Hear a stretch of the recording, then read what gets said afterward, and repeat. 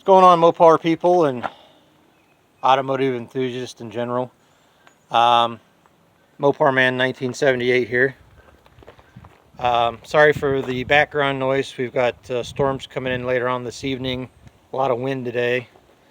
But this is part 2 of the me taking the old EDLEBROCK Performer intake off, and then putting my air gap intake I've had for quite a few years. It's just been sitting around. Decided to put it on the truck. I'm going to go with probably another air gap intake for the Dart. But let's take a look here. As you can see, I got it all buttoned up last night. Everything hooked up, bolted down. I do have to, on this particular heater hose, you can see how kind of tight it is up against this radiator hose and the linkage over here. I'm going to have to get a longer piece so it brings it out away and over here more, away from this.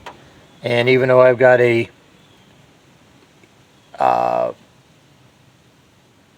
heat/fire retardant sleeve that goes over the fuel line, I still want to make sure this is away, and I'm going to eventually maybe make up a little bracket that bolts off over here that holds the hoses up off the from laying on top of the valve cover. But anyway, as you can see, my $12 boiler valve from Lowe's. If you guys want to get tired of using the old factory stuff that rots out, this actually has the male ends on this. One was only 12 bucks. It's 5/8 on both sides. But anyway, whenever I don't want the heat, especially during the summertime, to come into the cab, I just shut it off. Wintertime, turn it back on. I've showed that in previous videos, but for all the new people that haven't seen them, there you go. Took time yesterday, put VHT gloss black epoxy suspension paint on this, the throttle spring bracket, and then the actual throttle / kickdown assembly bracket back there. Bought the stainless steel hose, or what I should say is pipe from Menards, and this also got stainless steel in here too. But anyway, since this is an intake for Magnums / LA engine small blocks, as you can see, I already tell by the studs up on top, the aluminum caps. What I did was, when I had the intake off and I put these caps on from the back side, I squirted a bunch of black RTV up in there to seal them off in case any oil tries to make its way up through.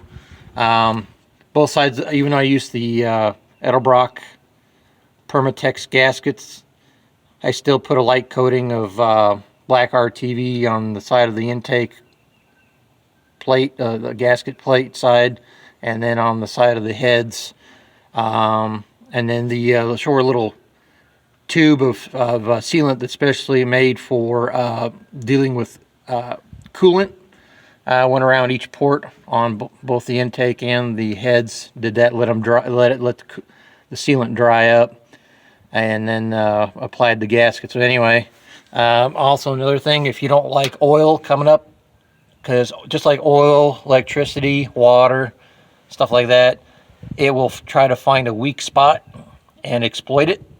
Oil likes to come up through the threads from the head and up through the intake, and then slowly over time sweat and run down the intake, making a mess. So what I do is I put black RTV on the threads and then bolt the intake bolts down to make sure they're sealed. But the only slight modification I had to do was back in here. Let me turn the light on so you can see. There you go. Let it focus. There you go. 4 grade 8 washers. I put one on, let's see here, one on the top with the bolt, and then 4 on the bottom, and I did that on the back side as well. I brought the bracket up a little bit and away from what I call these magnum bolt holes, or these stumps, aluminum stumps here on the top of the intake. That way the bracket clears and still bolts down flat. The other thing I did was, I don't think, unless I try to zoom in on it, let's see here. There we go. I had to use 5. Like I said, this is a V8 4-barrel or combination 2-barrel linkage that I used that was on the pickup. And all I did was use, this time, 5 washers on the front and on the back to bring the bracket away from them. Let's see here. Those same those stumps for the Magnum port for the head bolts. Anyway, did that, and then that bracket back there, I had to,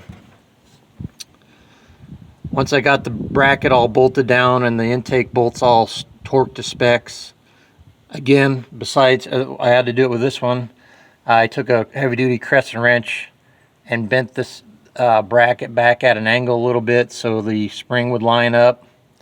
And I did the same thing. I had to bring this whole entire bracket, bend it, and bring it over, gosh, I don't know, 3/8, half an inch, if that. I don't remember the exact amount. I just did it until the little, what do you call it? See on the distributor right here where the wire comes out off of the side of the distributor for the pickup coil, I had to bend the bracket back enough for this to clear so I could adjust my timing so all that wouldn't interfere. But let me put this oh,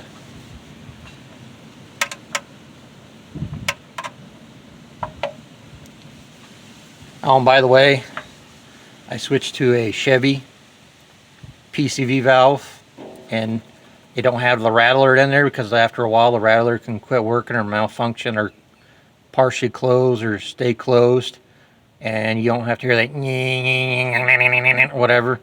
I did a vacuum test compared to the MOPAR one to this one, and it pulls the same amount of vacuum, so you don't have to worry about that. If you're concerned about using the Chevy product and it not having the same effect on the engine, it also keeps the wires up off of the kickdown linkage and stuff. But other than that,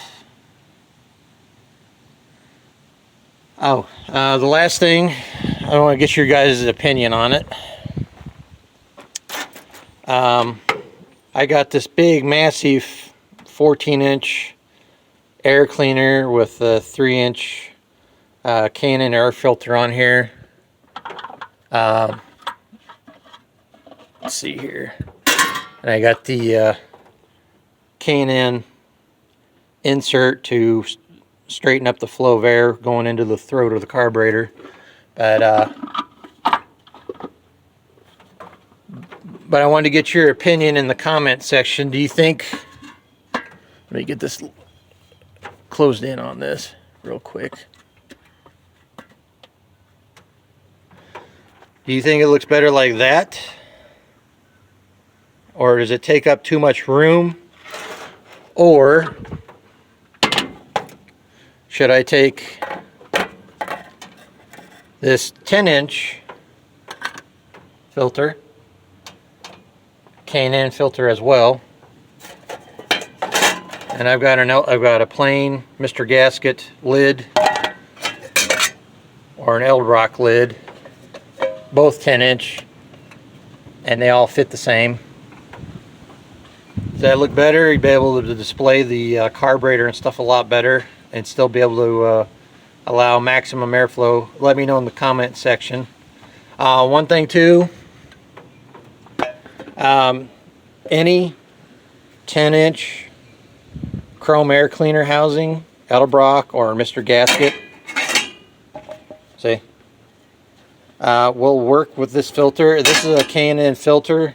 This is, I believe, E1100, E-1100. This is for late 60s, 70s, and early 80s. 2-barrel, 1 and 2. Well, yeah, they didn't do 1 barrels in the 70s and 80s. 2-barrel, slant 6s, 318s, 360s.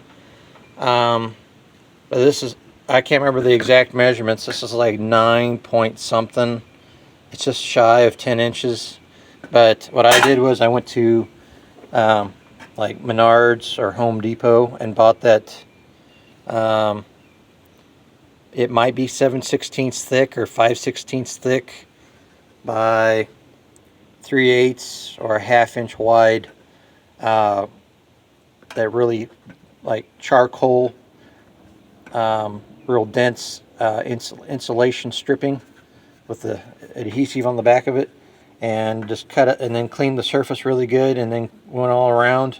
And I got to fill that in with a little bit of black RTV. But anyway, put that in there, and I put it on the lid just to make sure that, see, you can see on the lid too, just to make sure it makes a good seal around the filter. Sometimes these aftermarket filters, housings aren't always 100% perfectly flat. Anyway, let me know in the comment section what you think, the smaller filter or the large one.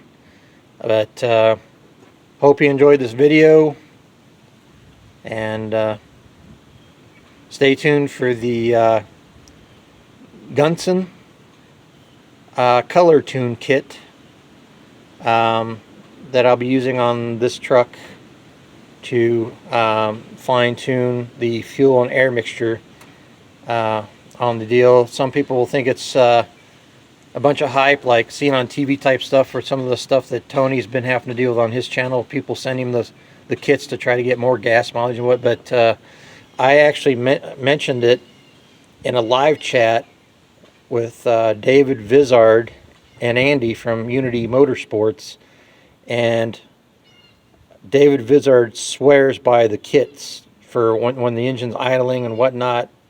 It's like a basic spark plug insert, but you can actually see there's a glass surrounding inside the insert that you screw in. It's you can get them in different sizes. I got the kit with the 14mm insert, but you screw it in just like a spark plug, and then you run your insulated wire and to your spark plug wire. And then what you do is you do it during the evening when the sun's down and it's real dark in the engine compartment, or you can do it in your garage with the light off and have somebody help you and fire up the vehicle, and you watch that flame. And when you watch the flame, while you take your screwdriver and you adjust your fuel mixture screw, you can watch it go from like yellow or orangish yellow, to blue, to purple. And the ideal setting is blue. You want a blue flame. That's like the perfect mixture of air and fuel burning together. But anyway, I'll be doing a video on that.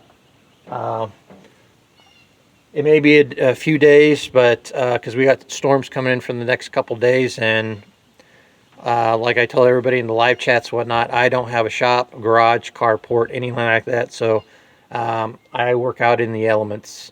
And when it's pouring rain or sprinkling and it's cold and 15 degrees, I'm not going to be an idiot and be out in the temps, even if I'm bundled up, and try to work on a project vehicle.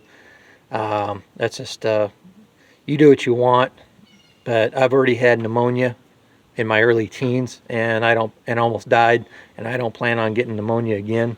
So, and just the fact that some people say, well, you put a piece of cardboard down and work in the snow on 2 feet worth of snow, ice, whatever, and then them bragging about working on the vehicle for a while until their fingers almost go numb, and then having to run into the shop and warm up and run back out. Well, by the it's just a waste of time and energy to run back and forth when it's that cold out.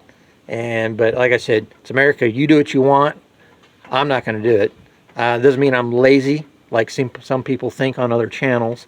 But anyway, I'm limited to what I can do here. Basically, being handed lemons, and I try to turn them into lemonade. So anyway, stay tuned for that next video. Have a good day.